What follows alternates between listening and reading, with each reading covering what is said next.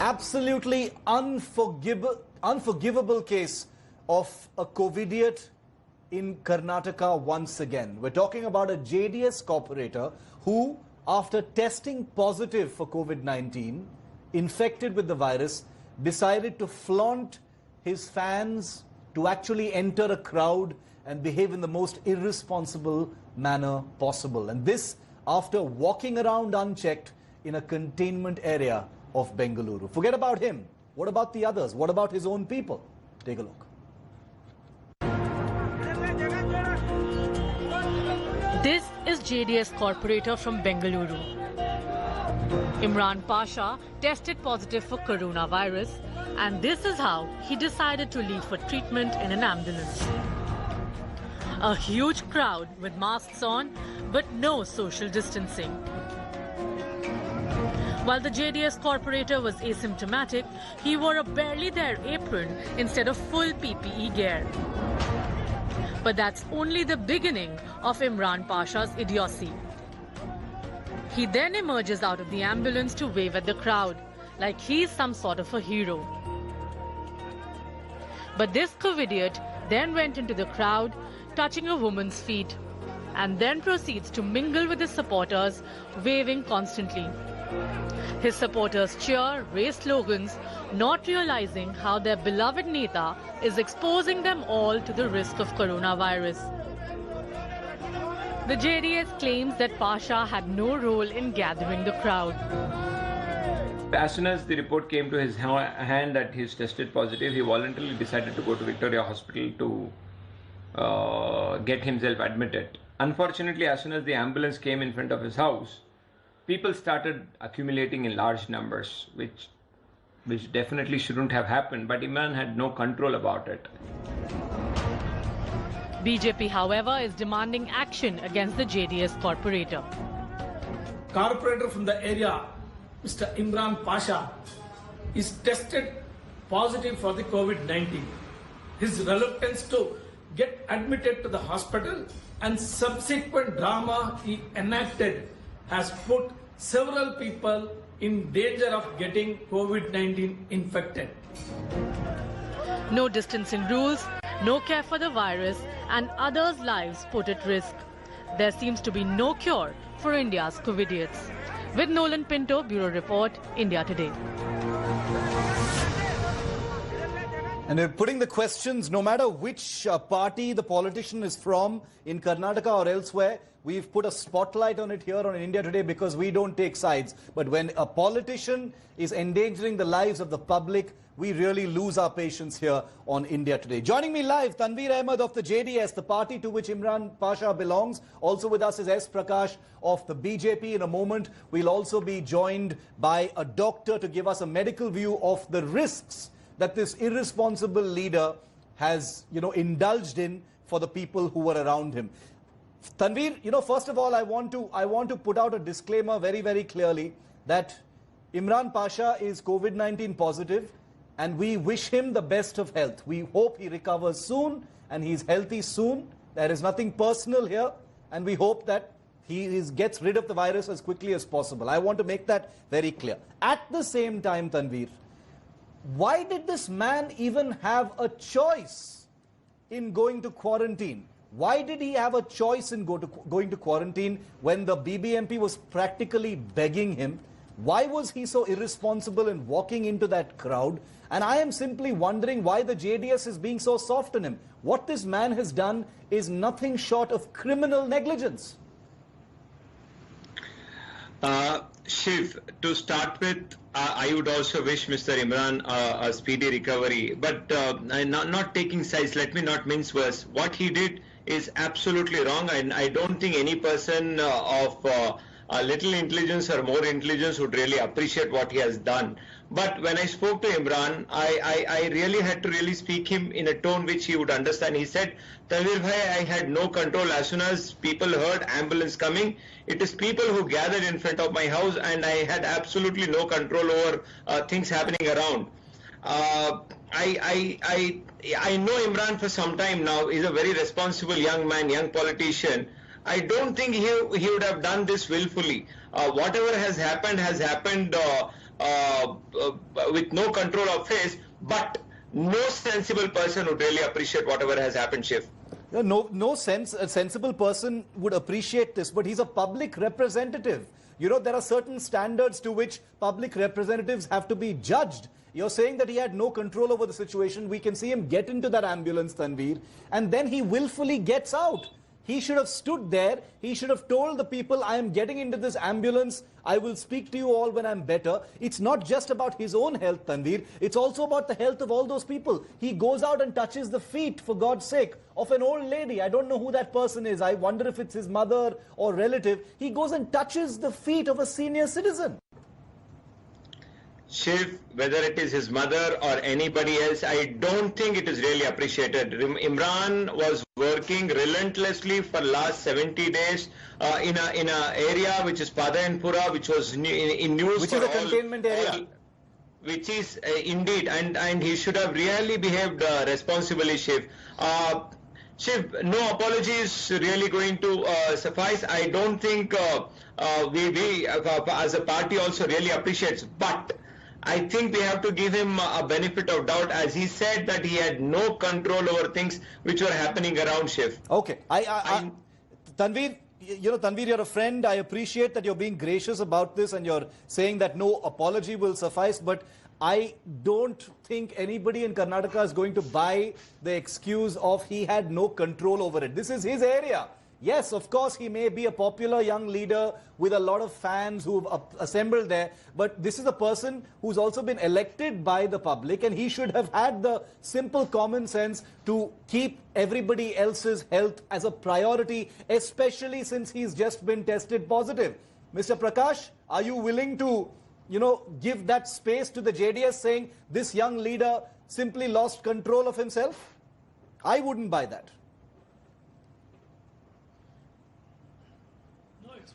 Unfortunate, a person like Tanveer Ahmed is blindly supporting this irresponsible corporator.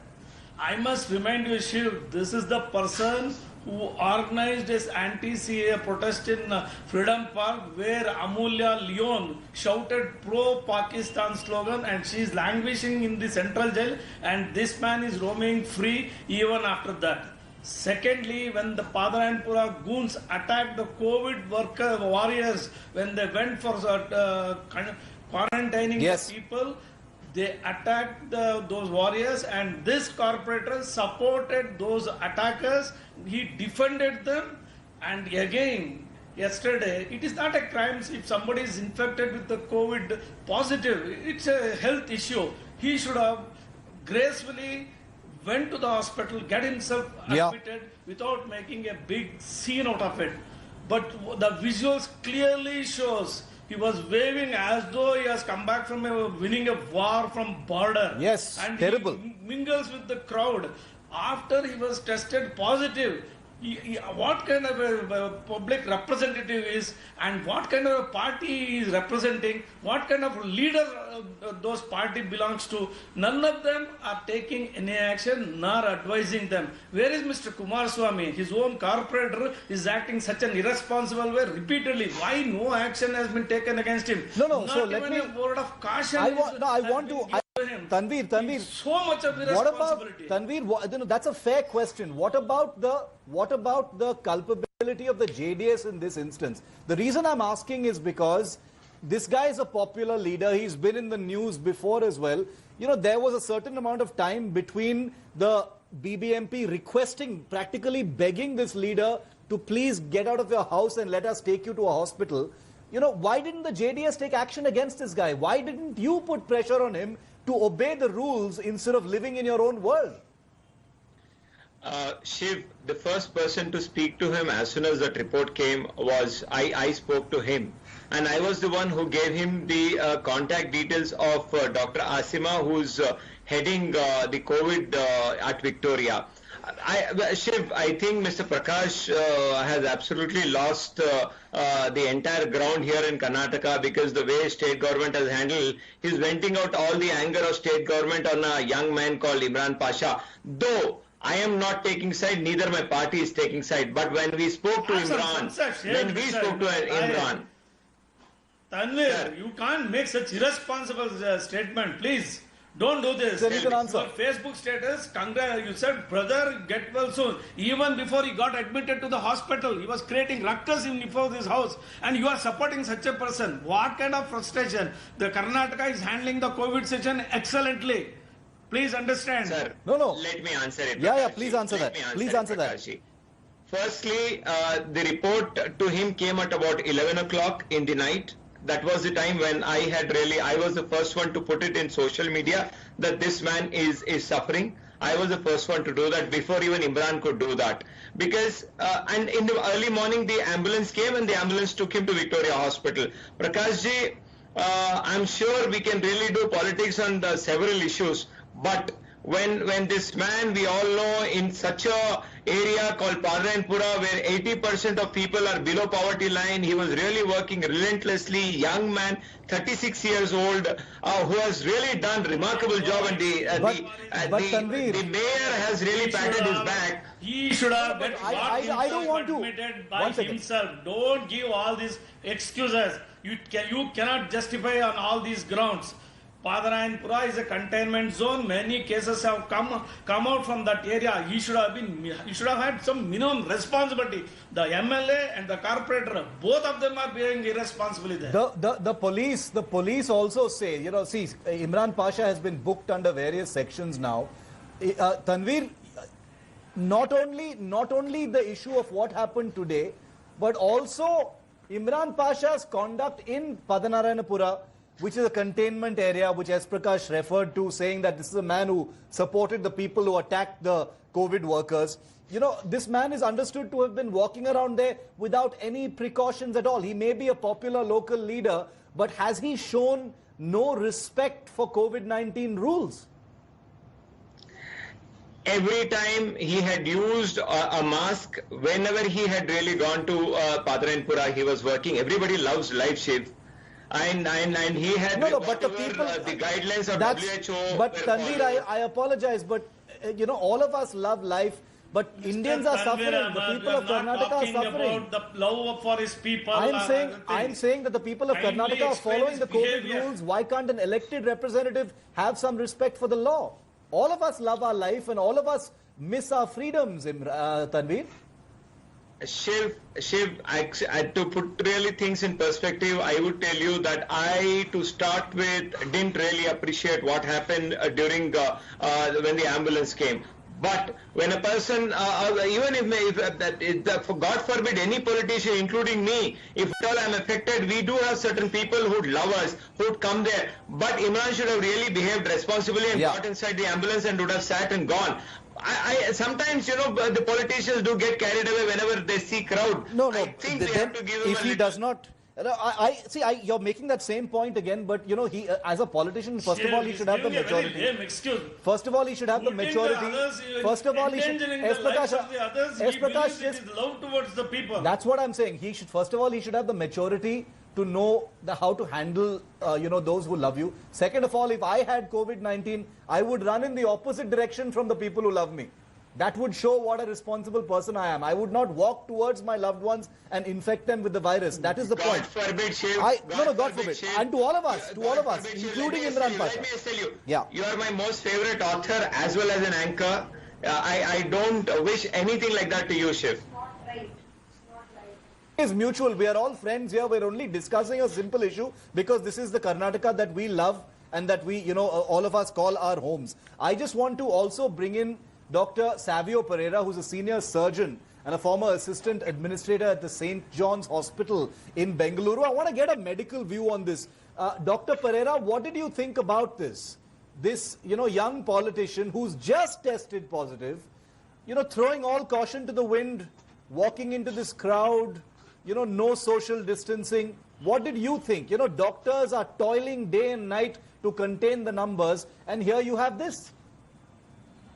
I don't want to get into the tutu and the political angle. Yeah. But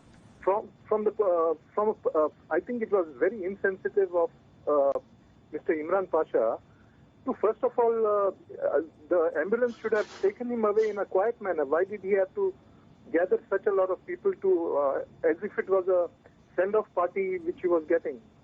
then he has. Basically, what I feel is most of these political parties should be having a sensitization about program for their members and for their corporators and for their MLAs about the basic things. I think there is a lack of. It shows that the political parties have not made a white paper or something like that to sensitize their members. So there should be a sensitization to their members and to all those corporators, and so that they can spread the message of what to do not to get COVID and what to do when you get COVID. Yeah, no, I think that's a fantastic piece of advice, Mr. S. Prakash. Is there any party that is not guilty? Right now it has become a focal point on Imran Pasha because this is a time when India is opening up right now. But many other parties, including yours, sir, are guilty of leaders actually violating COVID norms. Do you think all political parties should come together, put aside the politics and evolve some rules so that politicians can be sensitized towards behavior of this kind? No, politicians are not above the law. Law is very clear and the procedure is very clear. Everybody has to follow it irrespective of the party and the position he holds. In Bharatiya Janata Party, we have issued a circular by our party what to do and what not to do. Nobody has crossed the line. This gentleman, see, those who come from Delhi and other places are made to quarantine even though they are not infected with the COVID virus, and this man is infected with the COVID virus. He is positive, and still he is creating such a ruckus, and if he goes unpunished by the party and the government, it will be very unfortunate. The police have already booked an FIR, but he should be booked under the new ordinance passed by the central government, wherein it clearly says who endangers the life of others by behaving irresponsibly, they are punishable. Such act should be used. Only then even the politicians will learn that they cannot play with the other's life. Okay, Dr. Pereira, do you agree with that? That it is because of a lack of harsh punishment that politicians, not just in Karnataka but elsewhere as well, have continued to, mock the COVID-19 rules that apply to the rest of us without question. We don't have a choice of violating these rules, but clearly the politicians do. I don't want to get into the legalistic viewpoint for this matter. What I think is needed is sensitivity. First of all, I think I have not seen anybody issuing notifications and circulars to political parties. Here, now since it's a political person getting involved, my simple suggestion is, please give a white paper, issue a white paper of do's and don'ts, and conduct training programs, sensitization programs using Zoom and using video conferencing. How many webinars have you conducted for your members? There's no need to meet physically during this period. Please use various communication tools like Zoom, other video conferencing tools to conduct webinars, to conduct sensitization programs to your members first. And then at the same time, you conduct sensitization programs to the public at large about how to behave. It's not about making everything legalistic. That is not going to solve the problem. Okay. We have to be humanitarian. We have to be humanitarian and teach and sensitize the public. But sensitization is the most important thing at this point of time. The only problem now is, the fact is we are still in the lockdown and the country is opening up now. And now the ruling party in Karnataka wants to make an example of Imran Pasha. Tanveer, you can respond to that. S. Prakash says not just the section under which he's been booked, but also, the more stringent sections that have just been passed. Tanveer. That is all right. Because there is the Epidemic Act. Dr. Pereira, I'll just come to you on that. Yes, Tanveer. Mr. Prakash is talking about NDMA, and I'm sure, Mr. Prakash, it is your government. You are more than free to really take whatever action which are there in your prerogative, and we would definitely answer it, because law is equal to everybody. If Imran Pasha is guilty, I'm sure the law will take its own course. But I don't think he is guilty because he's not doing anything willfully with his own will. Come on. Shiv, let me just tell you, first time when I spoke to him, he was You are not the judge, Mr. Tanveer. Here, He was FIR has shattered, been he was registered scared. against him. You don't act as a Sir. judge here. I am not, sir. I am not, sir. You're a nice man. I don't want to really act as a judge. Imran, when I spoke to him first time, he was shattered. He was scared. Like any person who gets COVID, the law would definitely takes its own course. And Mr. Prakash, if at all an FIR is there, we would answer it in the court. But still, I would like to give a benefit of doubt for this young man. I don't think he has done anything willfully. It has really happened without Imran having any control over it. Let us leave it to the courts. Let us leave it to the police to decide what kind of punishment this man should be under. Because as I keep saying to our viewers and to everyone, under a pandemic, we don't have a choice but to obey the law. And any act of defiance is a criminal offense, because the impact is not just on you, but on the public in general. That is the whole point. Community transmission could be happening, and things like this can lead to that. And any good work done by the opposition, by the government, whoever it is, can be unraveled because of this. You can infantilize him, you can say he's a young man, you can say that he lost control, but the fact is he's an elected representative, and elected representatives have to be bestowed with a certain amount of majority and ability to behave in a proper manner. And in this case, he has violated all visible known norms. Those are the facts on the table. We leave it for the court to decide. Tanveer, S. Prakash and Dr. Pereira, thank you very much for joining me on this story. Well, from India now to the United States, where there's a great deal of tension after the ruthless killing of George Floyd in the United States. Protests have broken out in multiple cities. Some of them have turned into vandalism, arson, and open looting of shops. Take a look.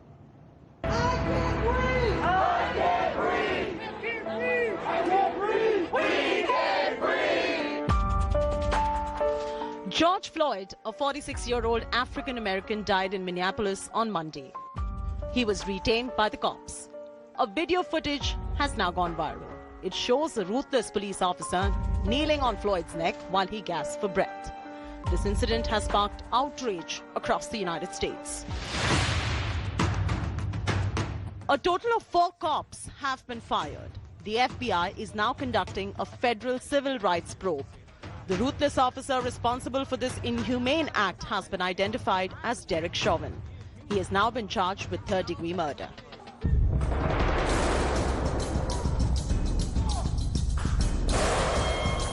Ever since this incident occurred, protests have been witnessed across Ohio, Colorado, New York, Chicago, and some other parts of the United States.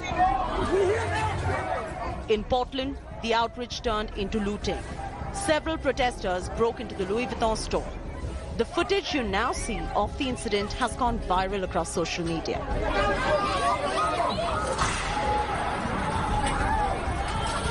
A chaotic situation broke out. Many people broke into the store. You can see many angry protesters on your screens, their faces covered with masks.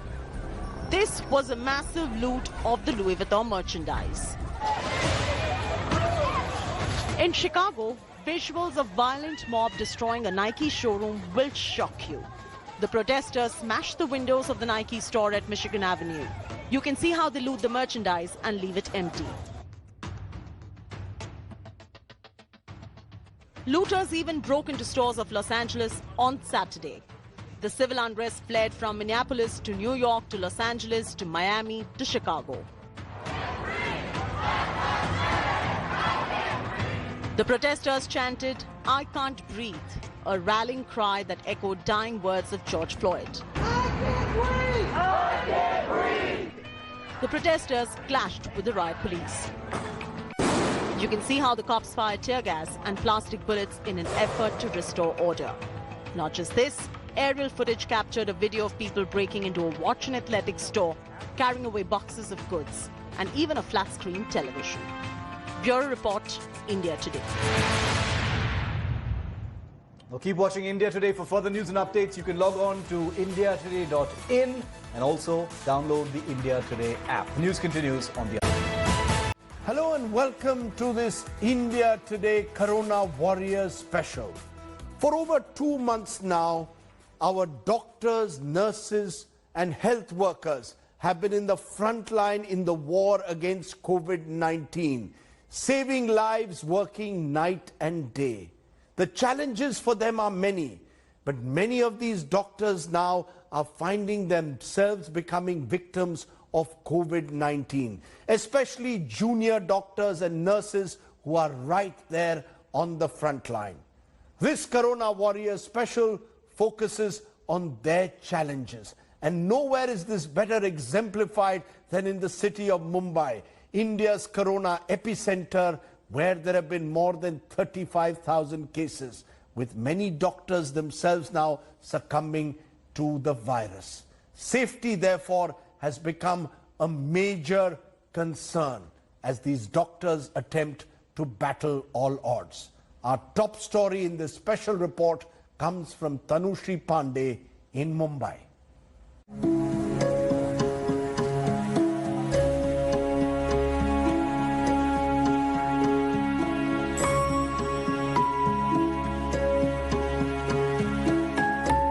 Mumbai, India's maximum city, has maximum COVID cases, and the count is over 35,000. In this battle, they are a first, last and only line of defense against the invisible virus. Doctors were braving all odds. At times, even the only armor at their disposal, the personal protective gear, fails to shield them. But at a time when the city's hospital infrastructure is under severe stress, even doctors are not happy with the facilities. मेरे घर में मेरी wife और मैं दोनों लोग हैं हम लोग, और वो भी प्रेग्नेंट है अभी, और मुझे मतलब पॉजिटिव आया तो मैं घर पे ही था, और मतलब क्वारंटाइन सेंटर में नहीं गया, मतलब घर से आया तो बाद में इधर ही आएगा ना, 2-3 घंटे मतलब 3-4 घंटे के बाद मैं हॉस्पिटल में आया। मतलब आपको बेड मिलते 5 बज गया, सुबह 9 बजे से 5 बज गया, तो करीब की वाइफ प्रेग्नेंट है सर, तो उनको भी रिस्क। वो अभी होम क्वारंटाइन है, मतलब उसको होम क्वारंटाइन ही किया है, मतलब बाहर अभी वो तो अकेली है। उनका टेस्ट नहीं अभी नहीं हुआ, वो 5 दिनों के बाद करते हैं ना, इसलिए अभी नहीं हुआ है। इधर अंदर कोई क्लीनिंग के लिए नहीं आता कोरोना केयर सेंटर ना। हम लोग इतने लोगों में एक कॉमन अटैच टॉयलेट बाथरूम, हम लोग अभी कितने 5 लोगों में एक अटैच टॉयलेट बाथरूम है, तो उसको क्लीनिंग के लिए अंदर कोई स्टाफ नहीं, अंदर क्लीनिंग के लिए कोई नहीं आता। हाँ, ये बहुत बड़ा प्रॉब्लम है। आप लोग खुद सफाई करते हैं? हम लोग अभी किया है 1-2 बार, अभी क्या बाथरूम वगैरह मतलब। And the doctor who wishes not to be named is not alone. Another reveals how he had to run from pillar to post for getting a bed. Actually, when I went there, they told me that they are having a bed, but my name is not on the list of the doctors to whom they should be giving bed.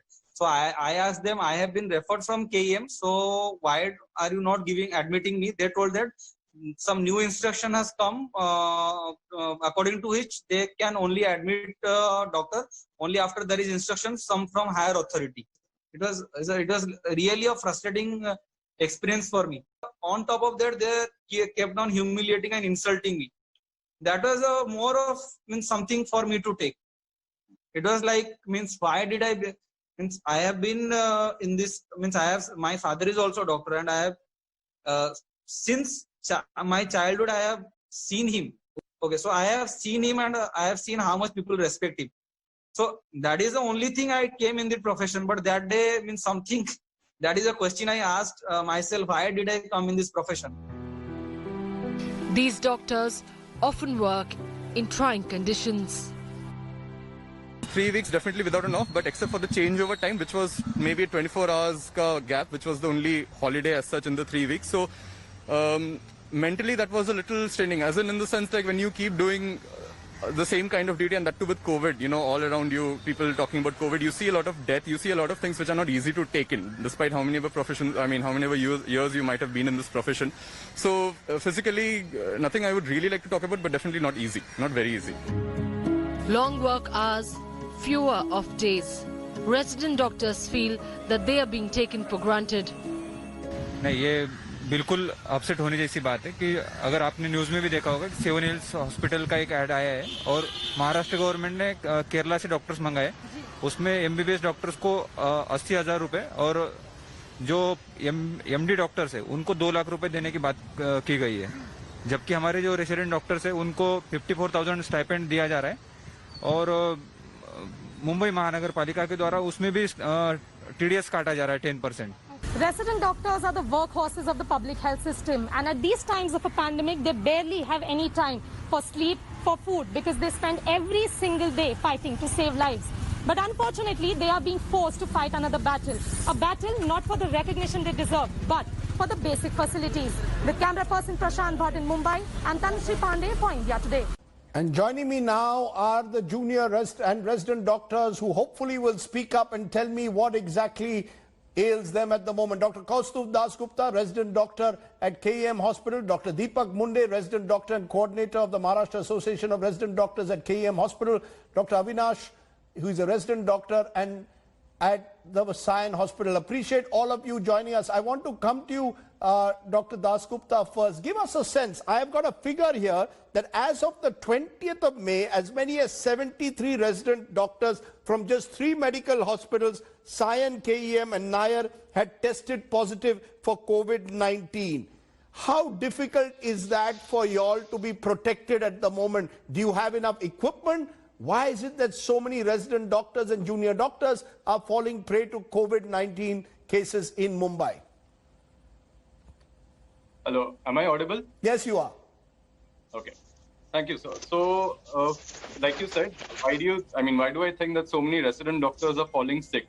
So you also mentioned the protective equipment. To be very fair and honest, right now protective equipment is not a problem, but then the severe crunch of manpower as well as the overall infrastructure probably that we have, as well as the increasing caseload.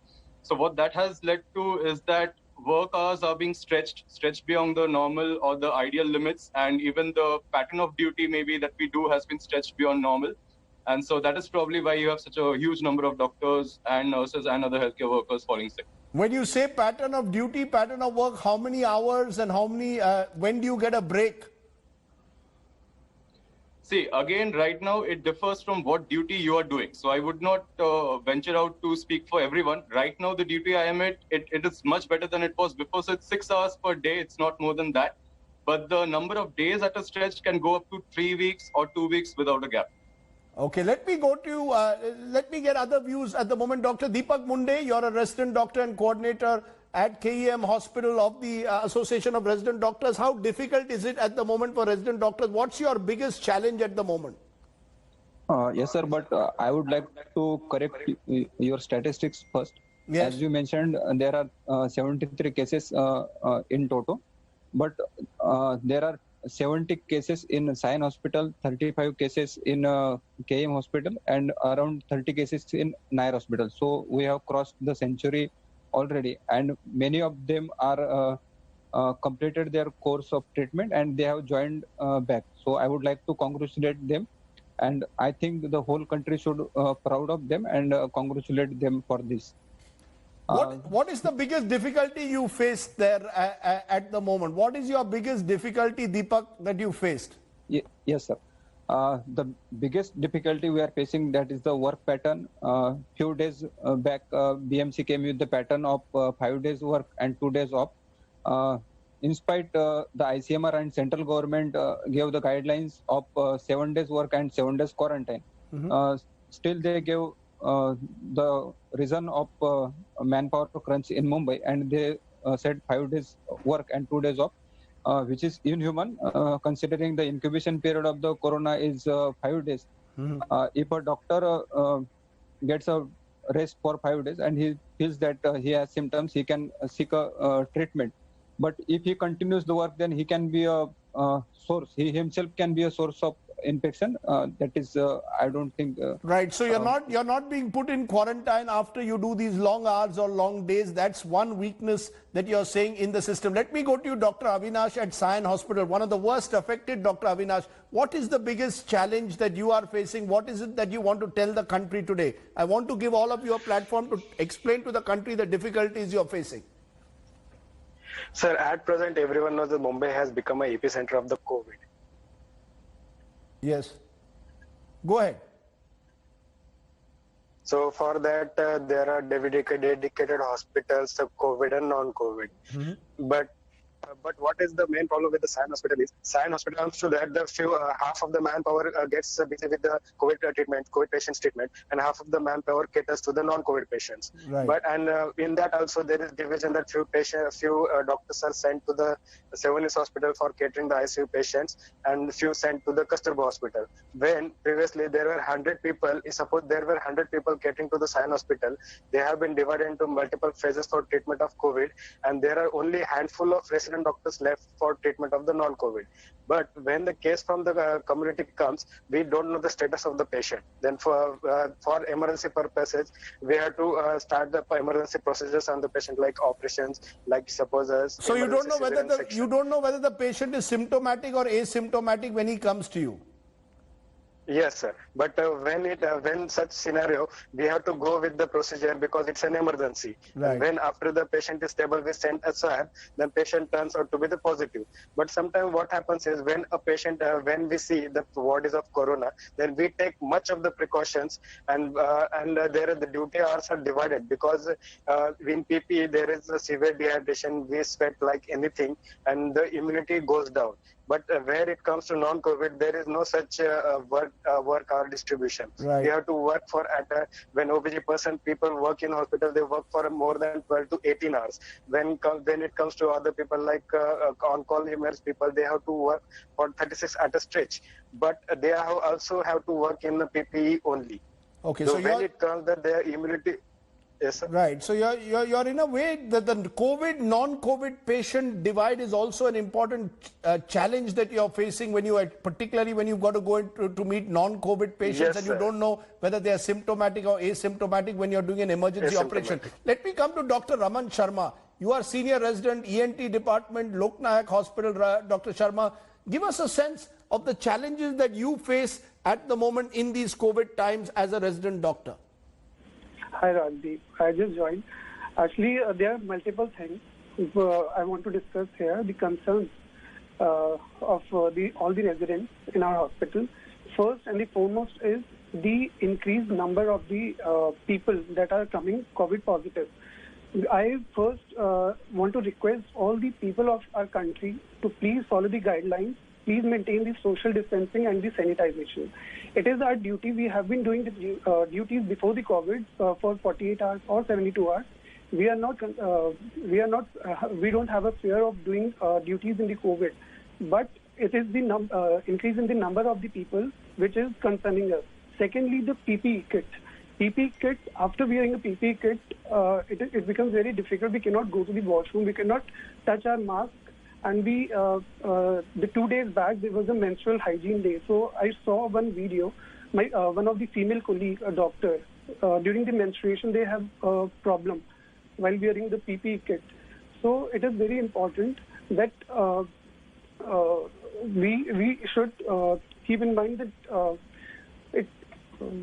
the PPE kit is a big trouble for us. And secondly, the quality of the PPE. We are getting a different qualities of PPE in our hospital. Right. So you don't know what kind of a PPE kit you are getting. It can be, it might be torn somewhere, and you'll get the exposure directly. Secondly, I want to mention here one of my incidents that I'm an ENT surgeon. I got a call at 1:30 a.m. of a patient of a nosebleed. So we have to do the donning at the first floor, and we have to go to see the patient on the third floor. So when I I went the upstairs using the stairs, it becomes very difficult for me, and I got breathlessness, nauseating, and dehydrating over there, and I had to take for 15 minutes. Around 15 minutes, I had to take the break. Then I visited the patient. Right. So it is very difficult to wear the PPE kit, and being the ENT surgeon, we are highly exposed to the aerosols because we are dealing with the airway, the mouth, or the nose, which are the major areas of the aerosol generating of these viruses. Right. So I understand, doctor, I can understand. In fact, my son also is an ENT surgeon like you, so I can imagine the challenges that they face at the moment. Dr. Dasgupta, you want to have any of you at a stage like this over the last few months felt this crisis is a great opportunity for us to learn and to help society? Or do you feel strained and pressured when you hear that colleagues in your hospital are also suffering from COVID?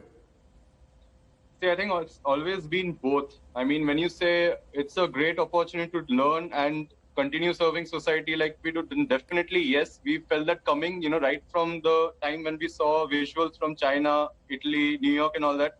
So we knew that it's definitely going to be a great opportunity, but we did have a sense of anticipation that it was not going to be an easy time at all. And now that we have it upon us, it is, like you said, very straining. There are times of apprehension because we ourselves don't have any security about our own treatment or about our own future. So it's a mix of both. So everyday life has both of these for us right now. So life is changing, very, very rapidly for all of you. Any of you wants a final word? Dr. Munde, you want to tell us? Have you at any stage felt how the difficulty, has it ever got to you when you go home at night? Is it difficult for you? Yes, sir. It is very difficult in these COVID times after our work or duty. It is very drenching, that PP thing. After doffing of the PP, we literally get blood vision or we get a dose of kind of thing, and it is very difficult to work in the PP, but still we are doing, and we are taking this as an opportunity, the once in a lifetime opportunity to serve the people, the community and the country. Well, what can I say to all four of you? You are all in a way COVID warriors, all of you at the front line. God bless you all and all doctors, junior doctors out there who are fighting this, the good fight. But I hope that you get all the protection that you need. Dr. Avinash, very quickly, if any of your colleagues is in gets corona positive, does he get a bed right away? There have been some cases in Mumbai where beds are not available. Actually, sir, we are frontline worker, we are warrior. But in a warrior, when one of the warrior gets injured, there is no any provision that there are no any proper channel or protocols for the treatment or management of the patient. There are no special hospital or dedicated wards for the corona warriors. Even when one of my batchmates or colleague who used to work with me turns out COVID positive, for him also he has to wait 5 to 6 hours to get a bed. So this is very disheartening for us, but somewhere that even despite knowing all these odds, we will work for the country and we work for the people. That's for sure. Well, all of you are, as I said, people who are at the front line. I really appreciate, respect the work you're doing, and I just wanted all of your stories to be told to a wider world. Thank you all very much. Stay safe, stay well, and continue to be healers. The junior doctors and the resident doctors at the line, at the front line. But it's not just them. The nurses are, in a way, the unsung heroes in a corona war zone, working selflessly for hours after hours behind the scenes. They are the healers, the caretakers for the infected and isolated. An increasing number of nurses are also succumbing to coronavirus in the line of duty. One of them passed away just a week ago here in the national capital. India Today's Maushmi Singh brings you the story of Nurse Lisa, whose indomitable spirit is simply too infectious for the hopeless to resist. Take a look. 31st को मेरी night duty थी. उस दिन मैं आई तो ward में patient था. First से मैं हॉस्पिटल अकोमोडेशन में रहने लगे.